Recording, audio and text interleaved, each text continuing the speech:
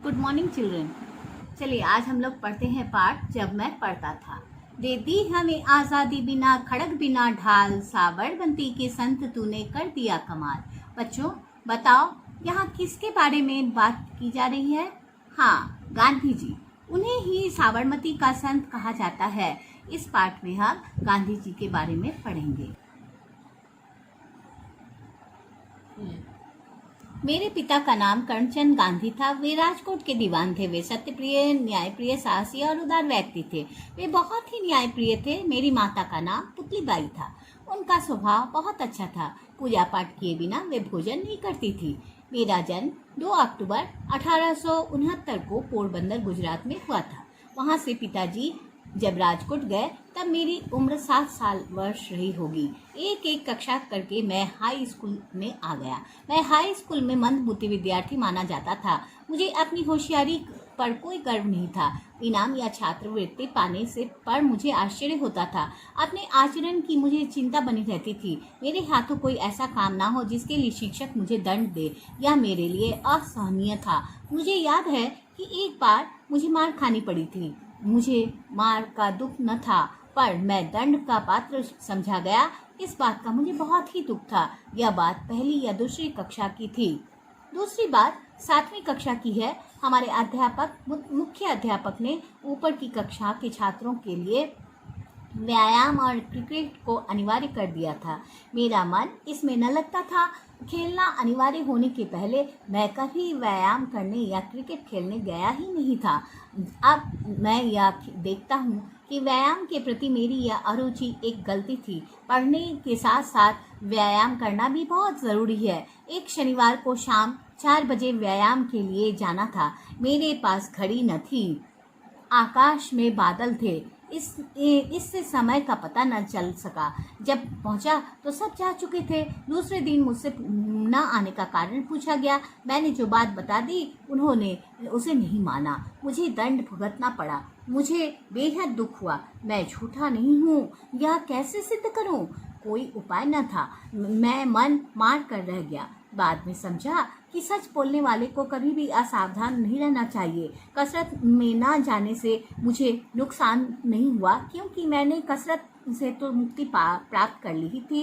पिताजी ने हेडमास्टर को पत्र लिखा कि स्कूल के समय के बाद वे मेरी उपस्थिति का उपयोग अपनी सेवा के लिए करना चाहते हैं। इस कारण मुझे मुक्ति मिल गई। मैंने पुस्तकों में पढ़ा था कि खुली हवा में घूमना स्वास्थ्य के लिए लाभकारी होता है। यह बात मुझे अच्छी लगी। तभी से मैंने सैर करने की आदत डाल ली। इससे मेरा शरीर तगड़ा हो गया। यानी व्यायाम के बदले मैंने टहलने का सिलसिला रखा। इसीलिए शरीर को व्यायाम न देने की गलती के लिए तो शायद मुझे सजा नहीं भोगनी पड़ी, पर एक गलती की सजा मैं आज तक भोग रहा हूँ। मैं यही जानता था कि पढ़ाई में सुंदर लेखन जरूरी नहीं है। विलायत जाने तक यह विचार बना रहा। बाद में और खास करके दक्षिण अफ्रीका में जब मैंने वकीलों और अन्य पढ़े लिखे नवयुवकों के मोती के दानों जैसे अक्षर देखे तो मैं शर्माया और पछताया।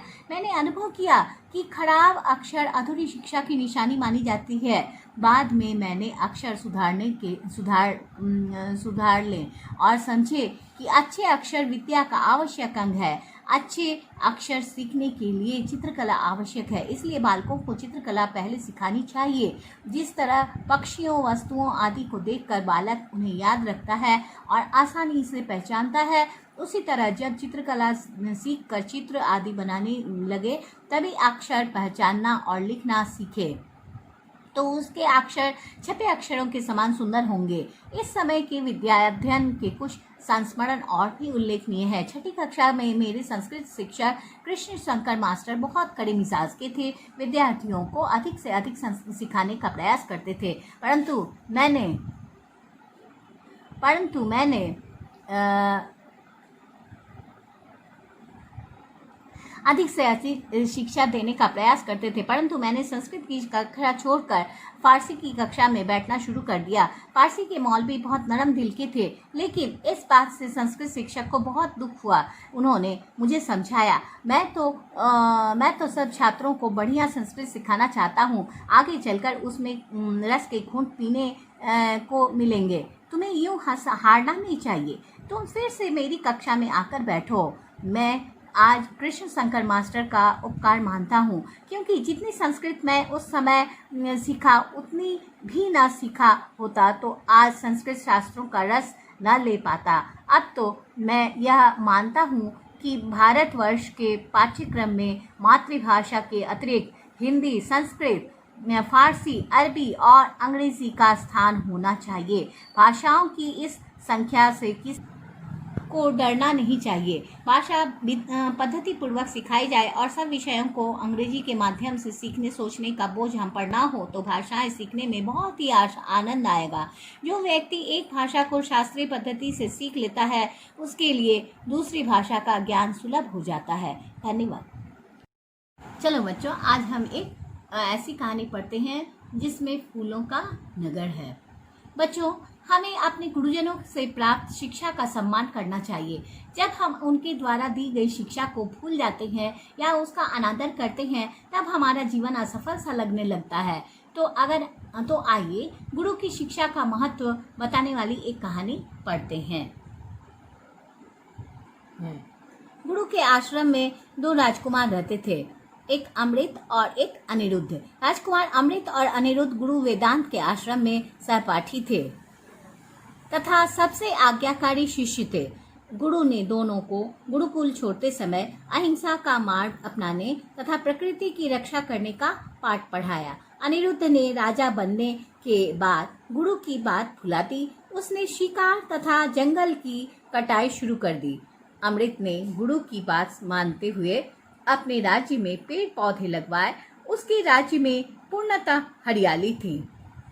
कुछ समय बाद अनिरुद्ध ने अमृत के राज्य पर आक्रमण किया। अमृत ने सूझबूझ से काम लिया और एक योजना बनाई। अमृत ने अनिरुद्ध की सेना पर मधुमक्खियों का आक्रमण करवाकर और बिना युद्ध के ही उसे हरा दिया। फिर उसने अनिरुद्ध को पेड़ पौधों का महत्व बताया। राजकुमार अमृत और अनिरुद्ध में पुनः मित्रता हो गई और अनिरुद्ध अपने व्यवहार से बिल्कुल परिवर्तनशील हो गया और वह भी अपने नगर को फूलों का नगर बना दिया। धन्यवाद। चलिए आज आपको मैं एक कविता पढ़ाती हूँ, खिड़की मेरे कमरे की। बच्चों, दरवाज़ा बंद होने पर हवा और रोशनी कहाँ से आती है? खिड़की भी हमारी मित्र कैसे हो सकती है, आज हम जानेंगे। ठंडे पवन झकोड़े लाती खिड़की मेरे कमरे की, नव प्रकाश की किरणें लाकर कमरे में सौरभ बिखराकर पर्दे का आंचल लहराती, भर नूतन उमंग इतराती, उछल कूदती चिड़िया के संग मधुरिम रोज प्रभाती गाती खिड़की मेरे कमरे की। कमरे की खिड़की से ठंडे पवन के झोंके आते हैं। कमरे की खिड़की से सूरज की किरणें आती हैं। वहीं से चिड़ियाँ चहचहाती हुई दिख रही हैं। उदास होने पर खिड़की अपने पास बुलाकर सुखद दृश्य दिखलाती है। थकने पर इसी खिड़की से शुद्ध हवा आती है और हमें तरोताज़ा कर जाती है। इस तरह से हमने देखा कि खिड़की हमारे मन को किस प्रकार बहलाती है और वह किस तरह से हमारी एक अच्छी सहेली बनती है। धन्यवाद। बोलो ना बड़ों। Good morning children. चलिए आज हम लोग पढ़ते हैं 2 बैलों की कथा।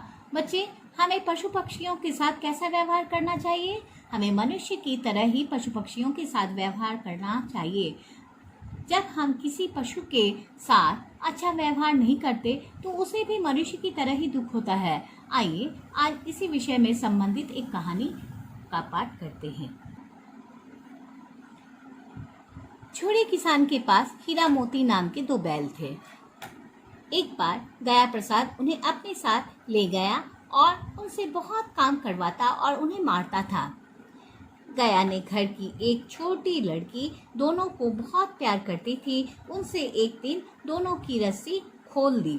उसने एक दिन दोनों की रस्सी खोल दी। वे दोनों भाग गए। वे मटर के एक खेत में जा पहुंचे जहां से उन्हें कांजी हाउस में भेज दिया गया। वहां और भी जानवर थे। हीरा और मोती ने दीवार तोड़ दी और सभी जानवरों को वहां से भगा दिया। वे व्यापारी के हाथों बेच दिए गए। उससे पीछा छुड़ाकर वे अपने पुराने मालिक झूड़ी के पास पहुंच गए। कि जानवर कितने वफादार होते हैं। यदि जानवरों के साथ अच्छा व्यवहार किया जाए तो जानवर भी बहुत ही अच्छे होते हैं और मनुष्य से भी कहीं ज़्यादा वफादार होते हैं।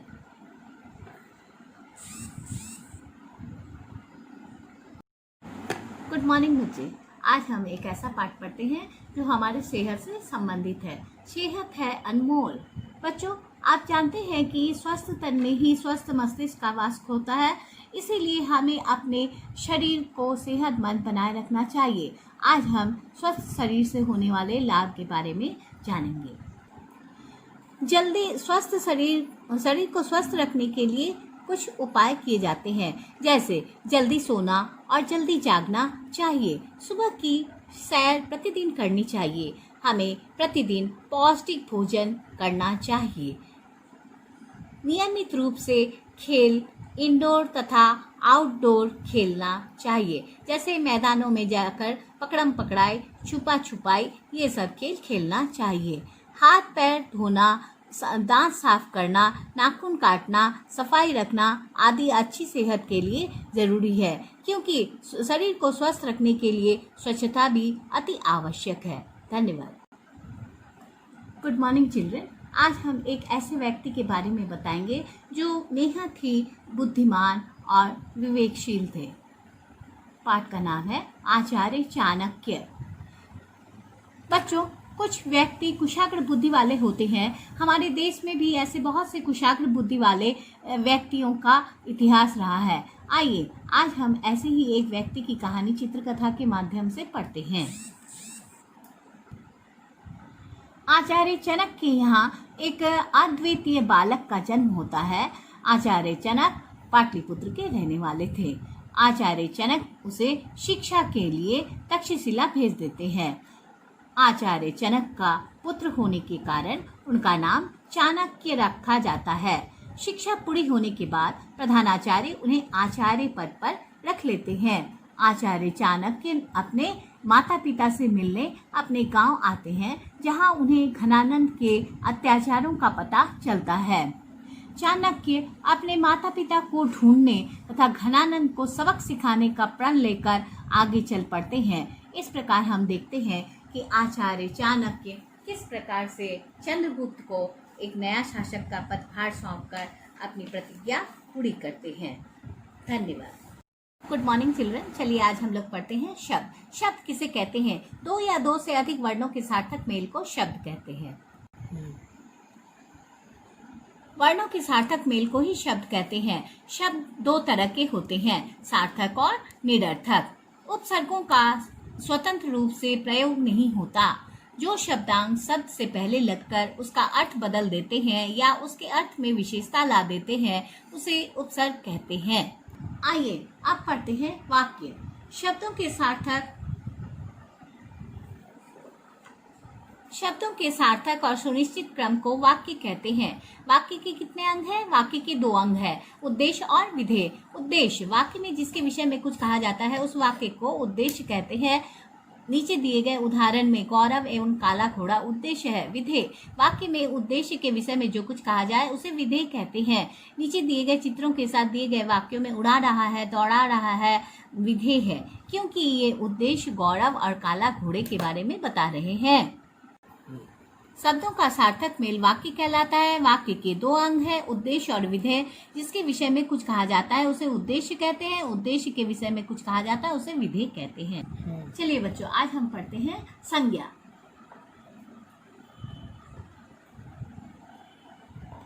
किसी व्यक्ति, प्राणी, वस्तु, स्थान या भाव के नाम को संज्ञा कहते हैं। संज्ञा के कितने भेद हैं? संज्ञा के 3 भेद हैं, व्यक्तिवाचक, जातिवाचक और भाववाचक।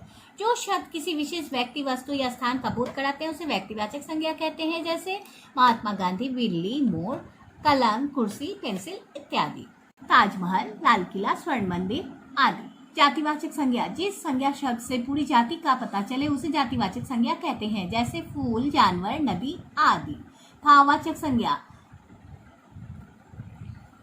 जिस संज्ञा शब्द से किसी व्यक्ति, वस्तु, स्थान के गुण, भाव, दशा, अवस्था का बोध होता है उसे भाववाचक संज्ञा कहते हैं, जैसे बुढ़ापा, सुंदरता, मित्रता आदि।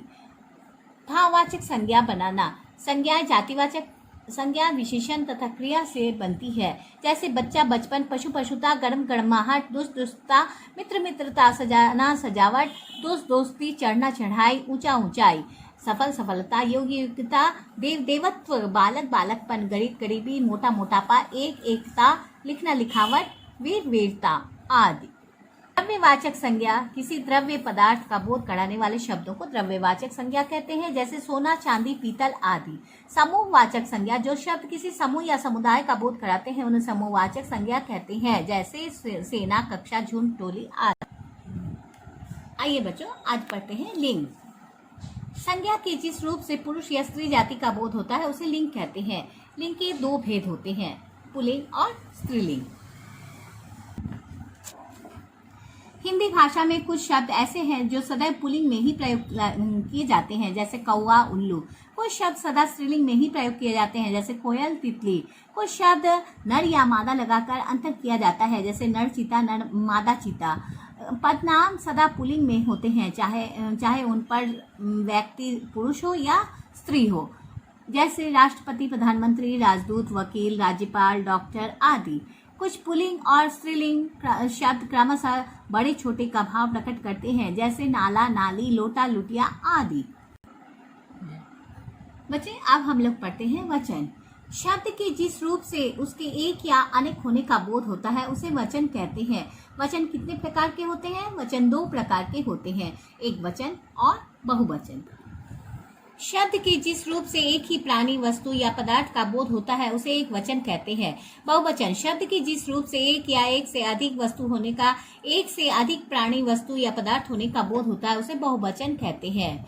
जैसे कमरा कमरे, लड़का लड़के, घोड़ा घोड़े, बकरा बकरे, दवात दवातें, सड़क सड़कें, पुस्तक पुस्तकें, झील झीलें, रुपया रुपए, अंडा अंडे, कथा कथाएं, लता लताएं, टोपी टोपियां, छतरी छतरियां, रात रातें, सखी सखियां, रोटी रोटियां, नदी नदियां, मिठाई मिठाइयां, लड़की लड़कियां, गली गलियां, नाड़ी नाड़ियां, जाति जातियां, तिथि तिथियां, सिपाही सिपाहियां, किताब किताबें, साड़ी साड़ियां, डाकू डाकुओं, चूहा चूहे, बात बातें, महिला महिलाएं और गाय गायें।